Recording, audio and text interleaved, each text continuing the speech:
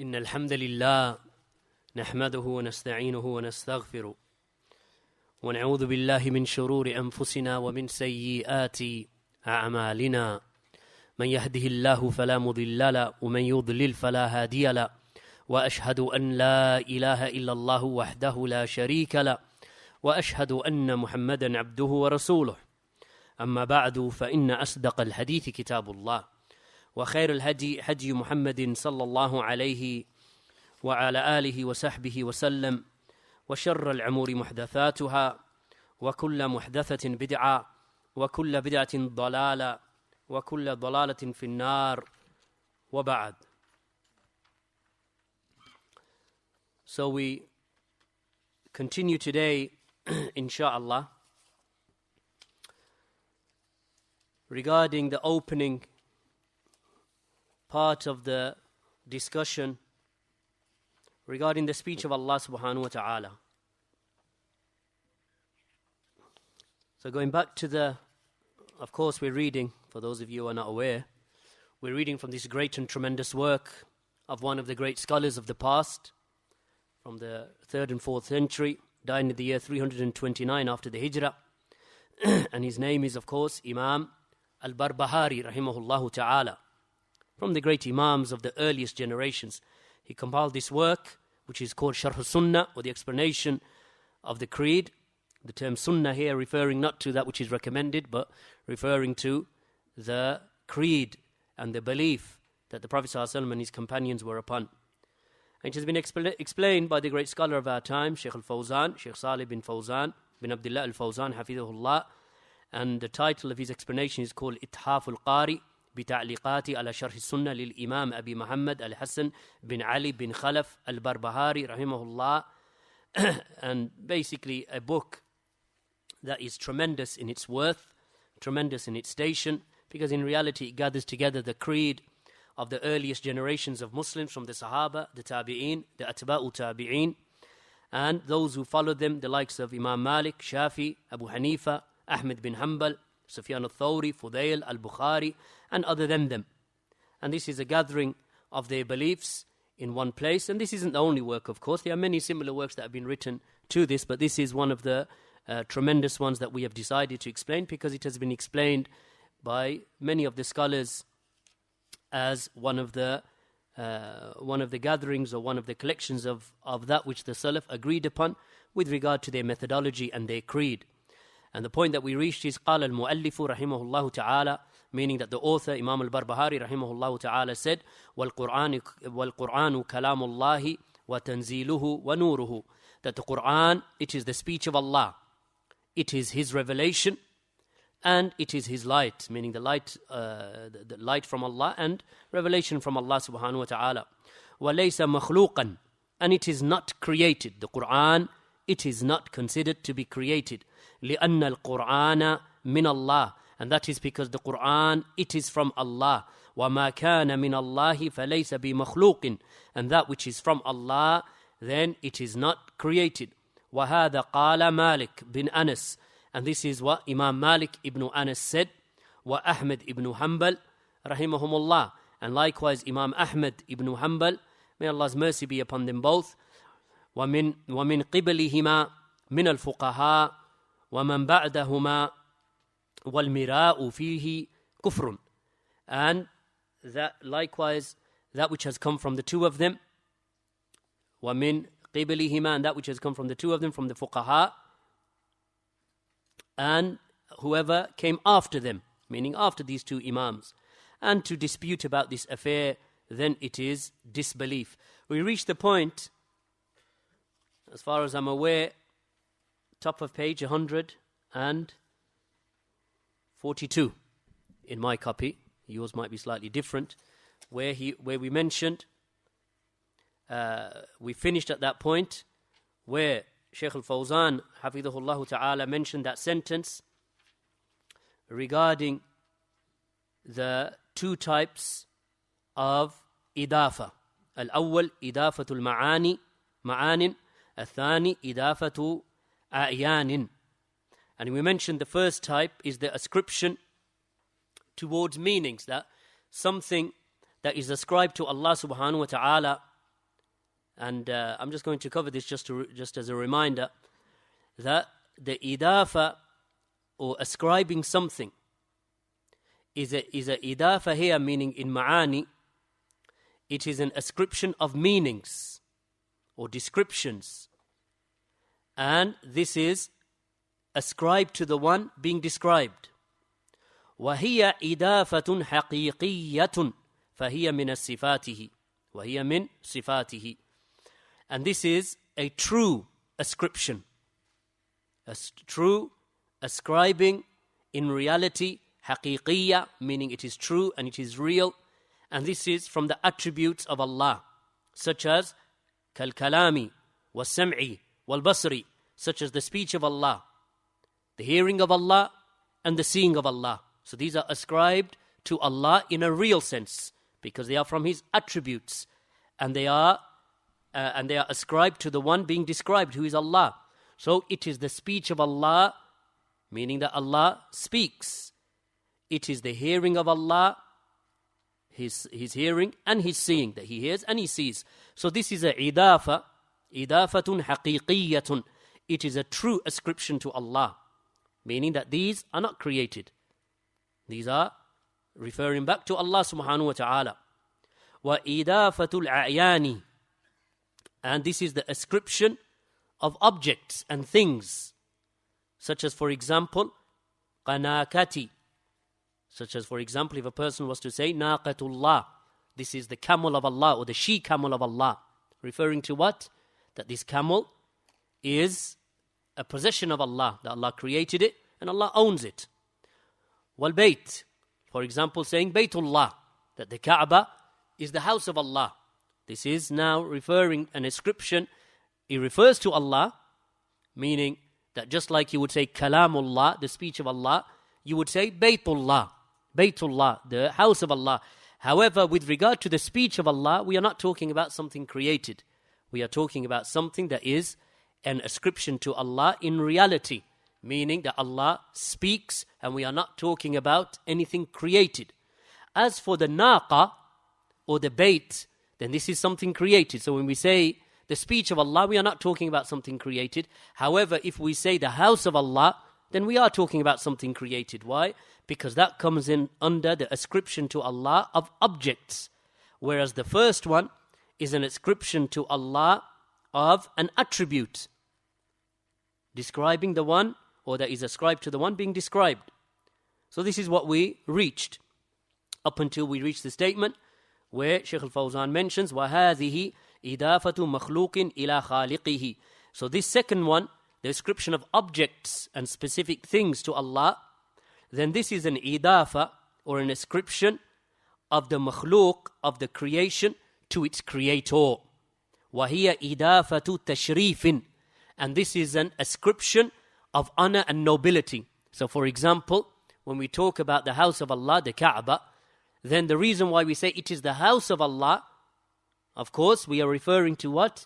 That this is an ascription of nobility for the house. That Allah has ascribed this house, the Kaaba, and the masajid in general, to Allah subhanahu wa ta'ala. So this is by way of honor.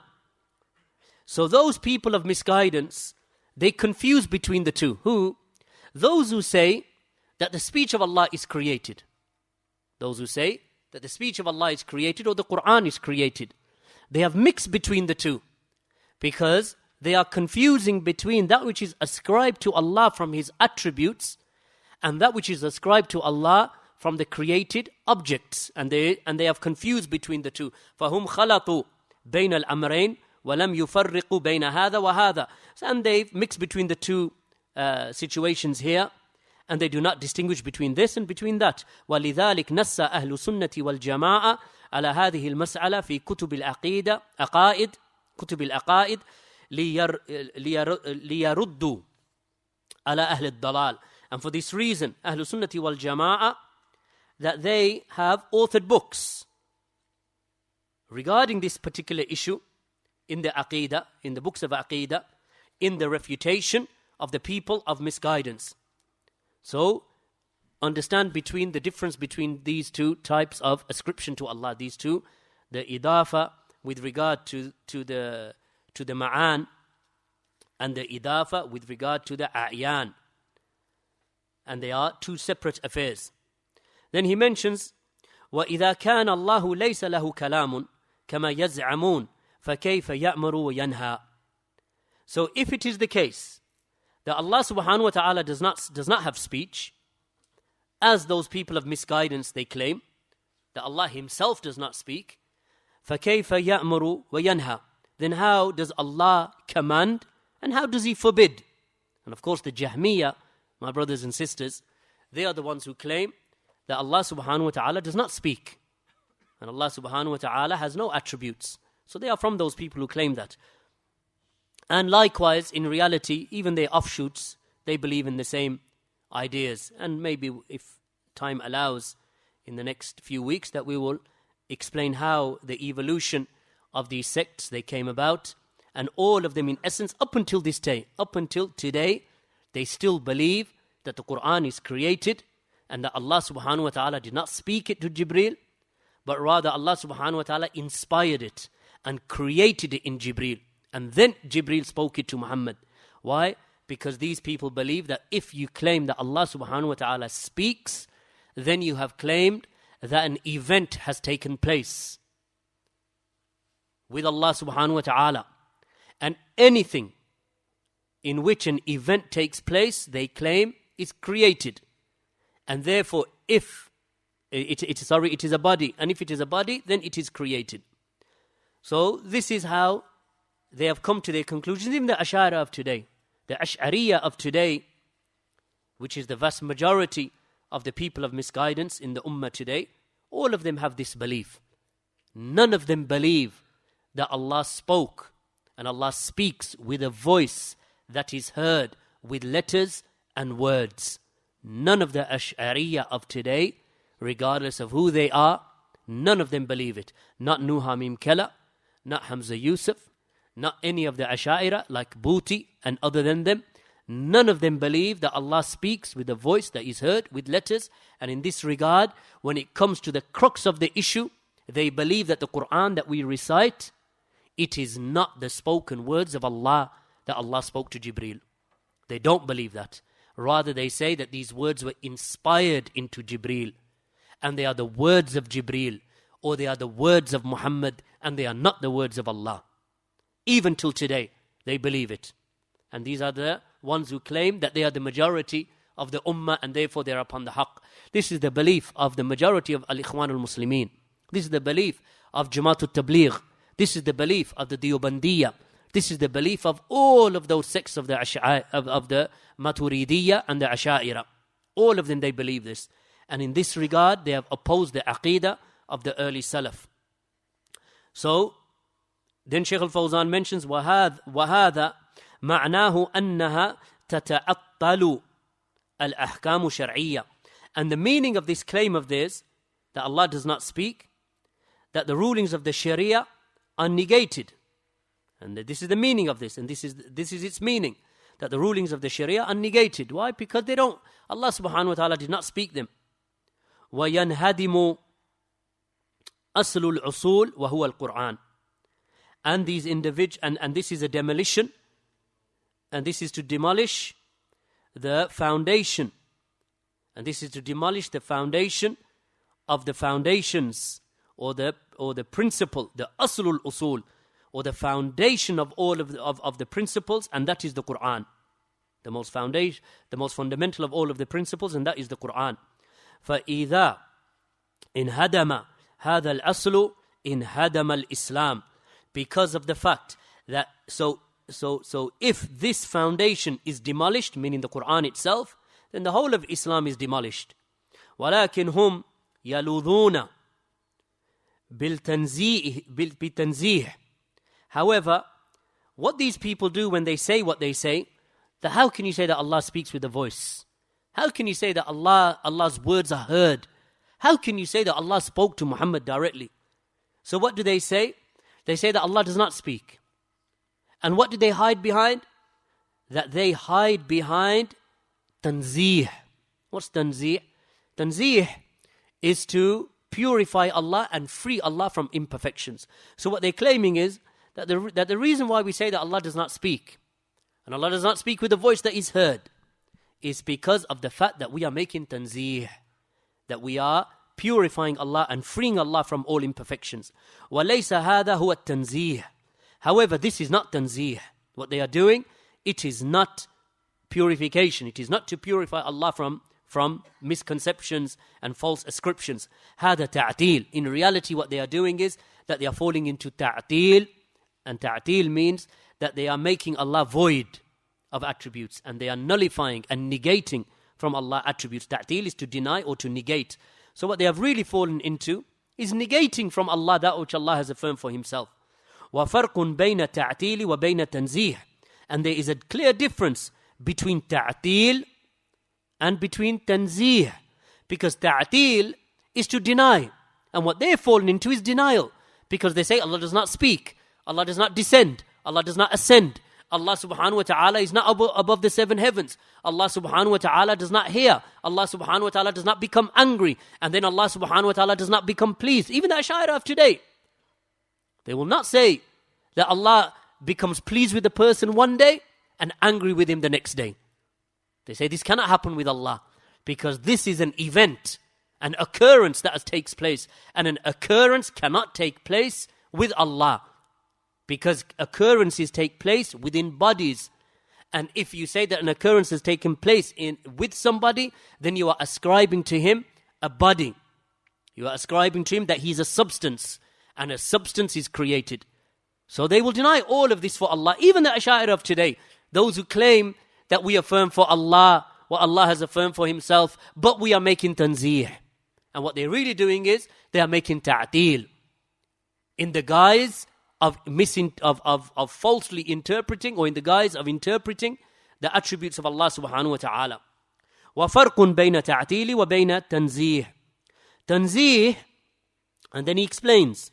As for at-tanzih, he mentions that at-tanzih وَهُوَ الَّذِي ذَكَرَهُ اللَّهُ بِقَوْلِهِ لَيْسَ كَمِثْلِهِ شَيْءٍ. Then tanzih, which is to free Allah and to remove from Allah all accusations or ascriptions of deficiency. هُوَ الَّذِي ذَكَرَهُ اللَّهُ بِقَوْلِهِ. It is that which Allah has mentioned with His own statement, when Allah said, لَيْسَ كَمِثْلِهِ شَيْءٍ. There is nothing like unto Allah. So this is Allah subhanahu wa ta'ala Himself. So who are you to come along now and claim that you are going to now purify Allah or free Allah from false ascriptions, when Allah subhanahu wa ta'ala Himself has said, لَيْسَ كَمِثْلِهِ شَيْءٍ. There is nothing like unto Allah. That is sufficient, ya ikhwan. That is sufficient of tanzih. And then likewise the statement of Allah, هَلْ تَعْلَمُ لَهُ سَمِيًّا.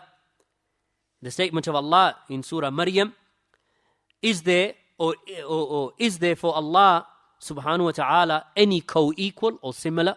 Is there any co-equal or similitude or similar to Allah, meaning to Him, to Allah subhanahu wa ta'ala? Or do you know for Allah subhanahu wa ta'ala any co-equal? So all of this is a clear tanzih of Allah subhanahu wa ta'ala.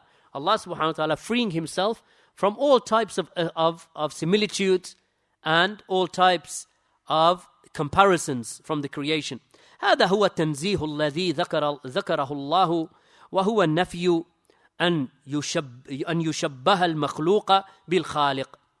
And this is the tanzih that Allah subhanahu wa ta'ala has mentioned. This is the freeing of Allah Himself from imperfections and from false ascriptions of deficiency that Allah has mentioned. And that is that Allah negates any form of similitude or resemblance of the creation with the Creator. أو يساوى المخلوق بالخالق. Or any equation or any equivalent and equating the creation to the Creator. This is what Allah is doing in both of these verses and in other verses that are similar to these two. هذا هو الذي ينزه الله جل وعلا عنه. And this is what Allah subhanahu wa ta'ala has freed himself from of deficiencies and ascriptions that are not befitting. أما نفي الصفات فهذا تعطيل ناشئ عن التشبيه. As for negating the attributes, فهذا تعطيل, then this is as for negating the attributes or not affirming the attributes, then this is ta'til. This is to nullify. That this is to nullify as a consequence of performing tashbih. Now this is an important point as well, my brothers and sisters, that those who negate from Allah subhanahu wa ta'ala His attributes, and they say that Allah subhanahu wa ta'ala does not ascend over His throne, or Allah subhanahu wa ta'ala does not speak with a voice, or that Allah subhanahu wa ta'ala does not descend to the lowest heaven. What they're doing by negating the attributes of Allah is that they are performing a nullification as a consequence of them performing tashbih to begin with. Because why are they saying that Allah does not ascend, and Allah does not descend, and Allah subhanahu wa ta'ala does not speak, and Allah will not roll up the seven heavens in His hand, Yawm al-Qiyamah? Why do they deny all of this? They deny all of this because they say these are attributes that the creation has. The creation ascends, the creation descends, the creation speaks, and the creation rolls up. So how can you claim that the creation has hands, rather? So they say, how can you now describe Allah with this? So what have they done? They've made tashbih. They've likened Allah to the creation, or they've likened these attributes of Allah to the creation, and then they've raced towards negating from Allah His attributes.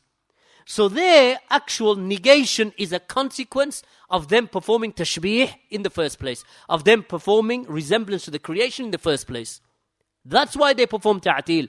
Ahlus sunnah from the outset don't perform tashbih. Ahlus sunnati wal jama'ah from the outset don't resemble the creation to the creator. Don't resemble. Why? Because they know the statement of Allah, laysa kamithlihi shay'. There is nothing like Allah. So they already know that. So therefore, any time they hear any of the attributes of Allah, automatically Ahlus Sunnati wal Jama'ah, they say, well, the attributes of Allah here are not resemblant to the attributes of the creation. Why? Because Allah has already told us that there is nothing like unto Him. And do you know for Allah an equal or a co-equal? And of course you don't. There is no equivalent. And there is no equal to Allah. And there is no resemblance to Allah. So Ahlul Sunnah already know that. That's their foundation that they work from. So therefore, any attribute that they hear, the speech, the hearing, the ascent or the descent of Allah subhanahu wa ta'ala, the ascending and the descending of Allah, or the coming of Allah, Yawm al-Qiyamah, the maji of Allah, then all of this they affirm. Why? Because in their mind there is no resemblance to the creation anyway, except that which shaitan plants into the hearts. And Ahlus Sunnah, of course, that they repel those. And as for the Jahmiyyah and the Mu'tazila and the Asha'ira, all of these sects that are present today, then all of them, that when they hear the attributes of Allah, what do? They resemble them to the creation. So they say, no, it's not possible. Why? Because the first thing they do is resemble. Then they flee from resembling by falling into ta'til and negating. So this is why we say that the Jahmiyyah and the Mu'tazila and the Asha'ira, they are the Mujassima, they are the Mushabbiha, they are the Mumathila. They are the ones who perform resemblance. They are the ones who liken Allah to the creation. And then they flee from that. How do they flee from it? By outright denial of that which Allah has affirmed for Himself. Then the Shaykh, he mentions, نعم أما نفي الصفات فهذا تعتيل. So we mentioned that. فهم شبهوا أولا ثم أبطلوا ثانيا. So they resemble in the first place to begin with. Then their second step is to negate. فهم شبهوا أولا. So they begin by resembling with the creation. Resembling the creation or Allah to the creation. Then their next step, they run from that. Why? Because shaitan led them down the path. Then the second step is abtalu, that they negate or that they deny and they nullify those attributes. وَلَيْسَ تَنْزِيهًا. And this is not tanzih. And they do not do that out of tanzih. لَيْسَ تَنْزِيهًا. And they don't do that out of removing from Allah or negating from Allah deficiencies or resemblances with the creation. فَفَرْقٌ بَيْنَ التَّنْزِيهِ وَالتَّعْتِيلِ. So there is a difference between التنزيه, which is to free from Allah, or to negate from Allah false ascriptions of resemblance and deficiency, and between ta'til, which is to nullify for Allah that which Allah has affirmed for himself. جاءت العشائر بشيء عجيب أعجب من قول الجهمية فقالوا.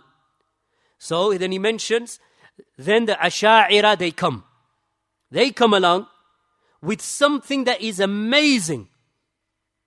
A'jab, that is more shocking and more amazing than even the speech of the Jahmiyyah who preceded them. Because who were the first? The Jahmiyyah. Who followed after the Jahmiyyah? Mu'tazila. Who followed after the Mu'tazila? The Asha'ira. Right? These were the three steps. The Asha'ira, in reality, you can interchange them with the Kullabiyya. Each time this step took place, the Jahmiyyah, of course, in the 1st century, they appeared around about 120 after the Hijrah, in the early part of the 2nd century, around about 120, and that's why Jad ibn Dirham and Jahm bin Safwan were both executed. One was executed in 124, the other one in 128, 120 after the Hijrah. Then came after them the Mu'tazila. Even though the ideas of the Mu'tazila actually preceded the coming out of the Jahmiyyah. Because Wasil bin Ata, of course, used to sit in the circles of who? Al-Hasan al-Basri. So the Mu'tazila, they came out, and then when they intermingled with the ideas of the Jahmiyyah, because their roots are the same in essence, and that is the taqdeem of the aql over the naql, which is to give precedence to the intellect over the revelation of the Kitab and the Sunnah. So when they appeared, one began to intermingle with the other, and their philosophies came together.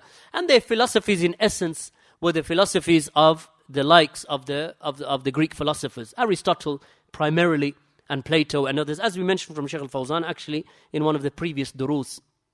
And what those philosophies entailed was that when Jahm bin Safwan, he tried to give da'wah to the atheists, the Hindu philosophers and the Hindu atheist known as the Sumaniya. When he was giving them da'wah, these are atheists, they don't believe in a God. So he was trying to convince them regarding a God. So which argument did he use? The argument of the Greek philosophers. So he argued with them. And those principles were respected by, of course, the atheists and the kuffar and other than them. So he used those arguments to convince them that this universe is a substance that has incidental attributes, that has a'rad, or those incidental attributes or attributes that are present within the universe. And events take place. And they take place within the context of time. And they take place within the context of a place. Time and place, and all of these, he put them together. And he said, therefore, anything that has any of these features, such as being a substance, events taking place, hawadith, events taking place, and they are a substance, jawhar, or a body, a jism, then anything like this, you have to agree with me, has to have a creator. Because the universe, I prove that the universe is of course a substance, and within it are planetary bodies. Within it are, all of these things that we see around us, like the sun and the moon and the stars and the planets and so on. So therefore these are bodies. These bodies or this substance, this in it of itself is a proof that it must have been created. So he convinced them. They accepted. Khalas, these are created. So now you describe to us your creator. Right? So of course, when he now has to describe the creator, Allah subhanahu wa ta'ala, to them, what does he have to say? He has to say that our Lord, that he speaks, he ascends, he gets angry, he becomes pleased, he rewards, and he creates, and so on and so forth. They said, hold on, aren't these events taking place in your creator also? So he speaks, يعني that he speaks when he wants, to whomever he wants. Yes. So therefore this is an occurrence that is taking place, is it not? So So they turned the tables on him and they bamboozled him, Jahm bin Safwan. So what did he do? He abandoned the salah. Stopped praying. So then he came back to them after 40 days without any salah, no praying, because he used the basis of kufr to begin with. So when they turned the tables upon him and they said, well, these same attributes that you are giving to the universe and these same principles that you are using, that now these same principles, we can apply them upon your creator. So this was the foundation that they used. That foundation in actuality has not changed till this day. The Ash'ariyah of today are upon those very same principles, but with other words. They will hide them and they will veil them. And they have scholars who have codified this for them, like Al-Razi, Fakhruddin Al-Razi, or Al-Juwayni, or Al-Ghazali. All of these types of individuals have codified these principles for them, and they remain till this day. They haven't changed. So then he went back to them, and he said, it's true. And this is why our Lord, he has no attributes. He is not above. It is like the relationship of the body to the soul. Because they accepted that there is such a thing as a soul. So he told them that this is like the body and the soul. Can you feel the soul? Can you perceive the soul? Can you touch the soul? How is the soul as compared to the body? He said, likewise is Allah. Allah is all pervasive. So Allah subhanahu wa ta'ala is in every place. So now he denies the istiwa of Allah, and he denies that Allah and the ulu of Allah and the highness of Allah subhanahu wa ta'ala above his creation. So he entered into that discussion with them. So he said, and this Lord, he does not speak. He does not speak. He has no kalam. And the Quran is created. And everything of his attributes, or all of those things that are associated with Allah subhanahu wa ta'ala, or ascribed to Allah subhanahu wa ta'ala, all of them are created. So this is how Jahm bin Safwan began. And this is why the ulama made takfir of him. And this is of course why he was executed. The Mu'tazila actually did not change too much from the same ideology. That principle is still with them. Anything wherein, or anything in which there is events that take place, then for them that thing is a body, and that body is created. And likewise, they came up with some more principles that really led to the same conclusion. The Ash'ari of today have the very same principles. So the cover that they used was what? Even though this is the foundation, you can see that foundation is what? Greek philosophy. But the cover they used to convince us is what? Tanzih. That we are freeing Allah from imperfections and deficiencies and attributes of the creation. That's what we're doing. So this is the cover that they use. But in reality, those foundations are with them. So they came up, as he mentions, فَجَاءَتَ الْعَشَائِرَ بِشَيْءٍ عَجِيبٍ أَعْجَبَ مِنْ قَوْلِ الْجَحْمِيَّةِ فَقَالُوا. So they came with something that is even more strange and more shocking than the speech of the Jahmiyyah. They said, كَلَامُ اللَّهِ ينقسم إلى قسمين معان وألفاظ. They said that the speech of Allah is of two types. معان, which is meanings and expressions, وألفاظ, which are words and letters. So they said, this is the Ash'ari. Remember now we're talking about 3rd century.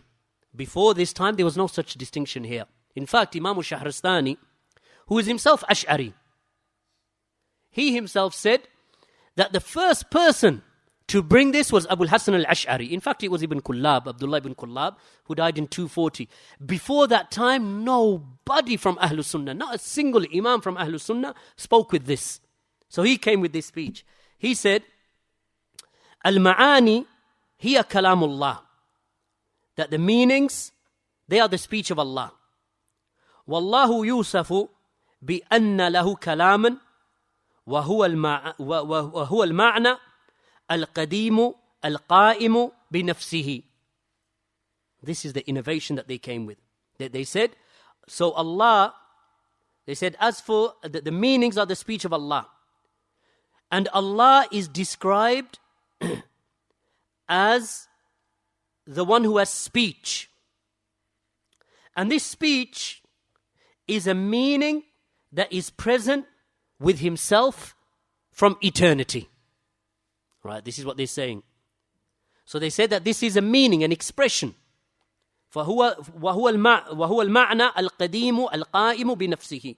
So it is a meaning that has been eternally present with his, a meaning present with his self, eternally with him. Meaning that Allah now does not speak with a voice, or with words, or with letters that are heard. And Allah does not speak, meaning that Allah subhanahu wa ta'ala did not speak to Musa at that time. Why? Because they say this is something that is eternally from the self of Allah. So what do they say? It is not Allah that spoke, it is the tree that spoke to Musa.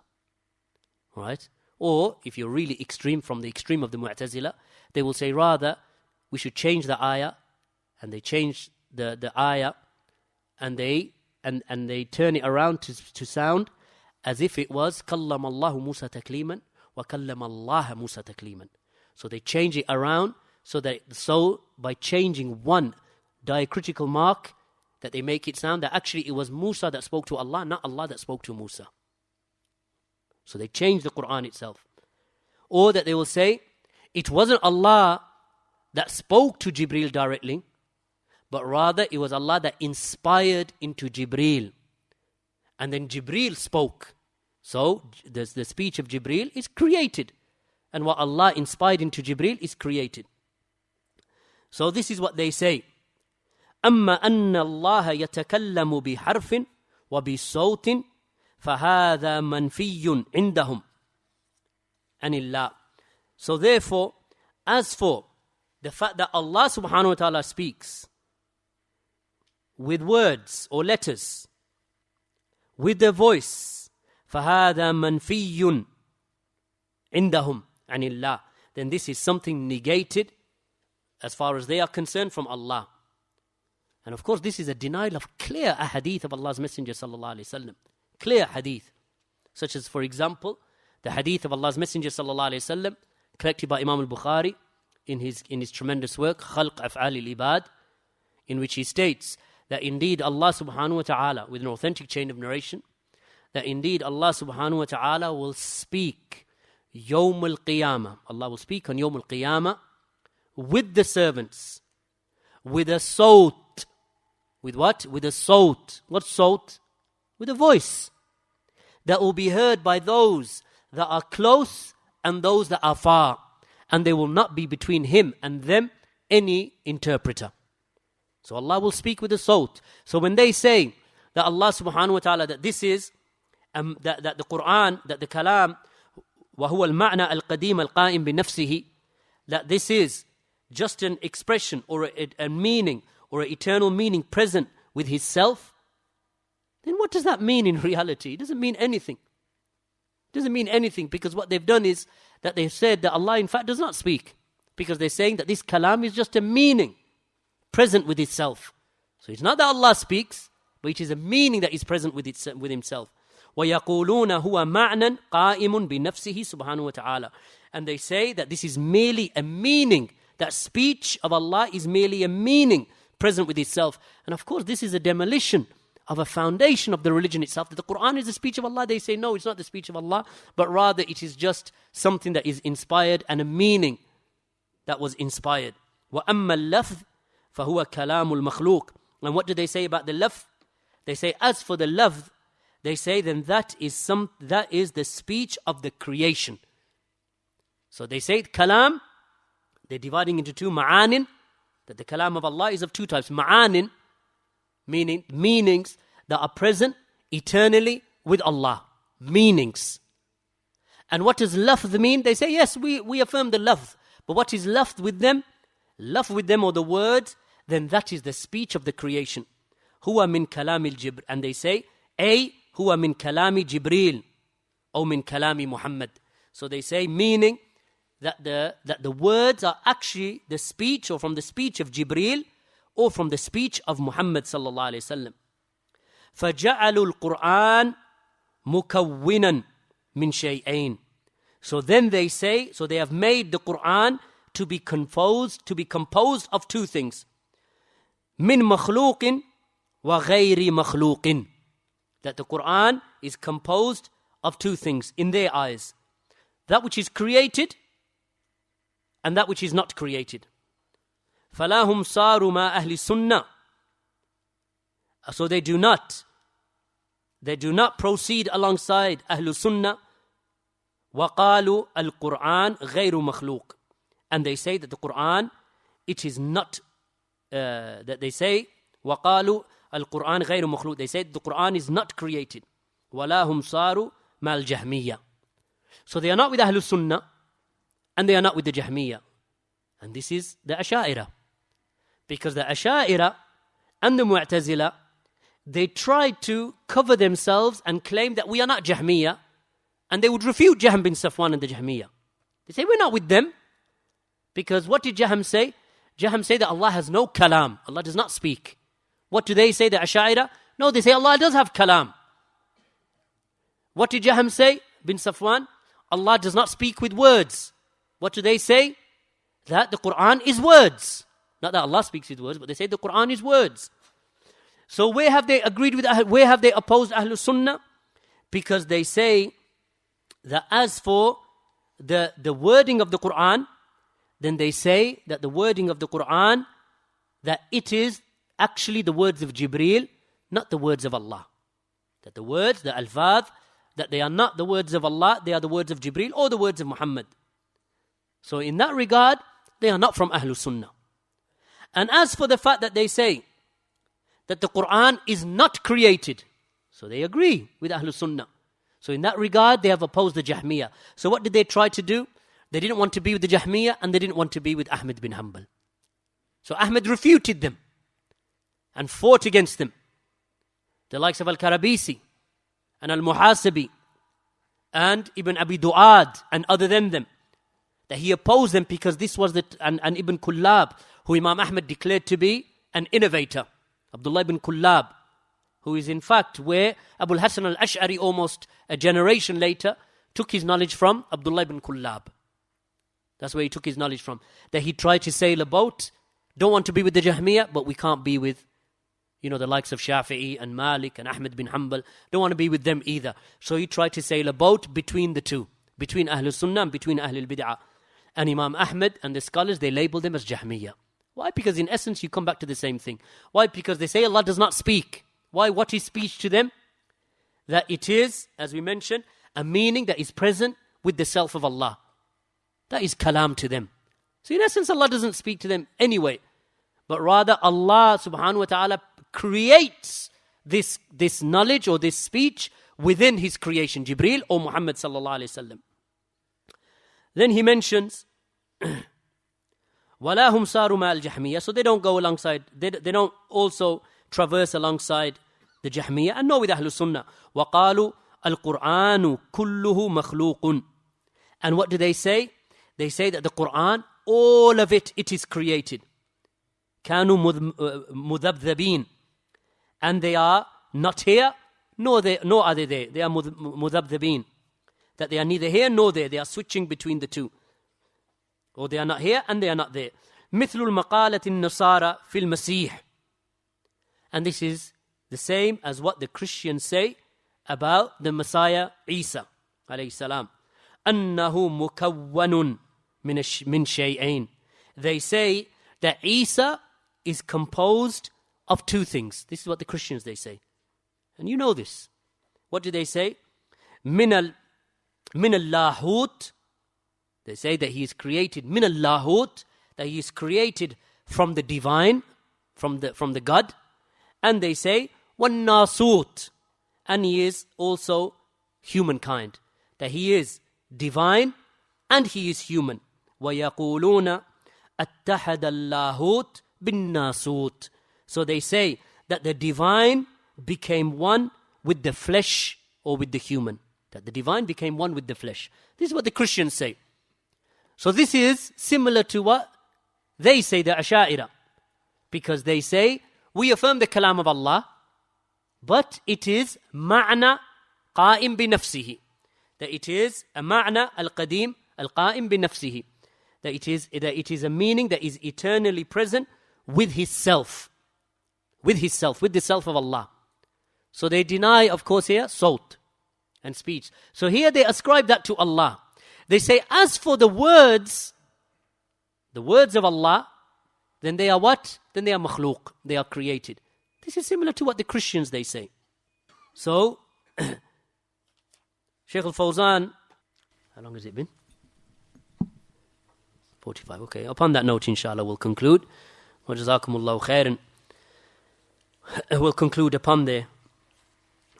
And it is, wallahi, a tremendous topic. We've only scratched the surface. We are going to go slightly deeper, inshallah. And deeper, but not to the point where you will not understand.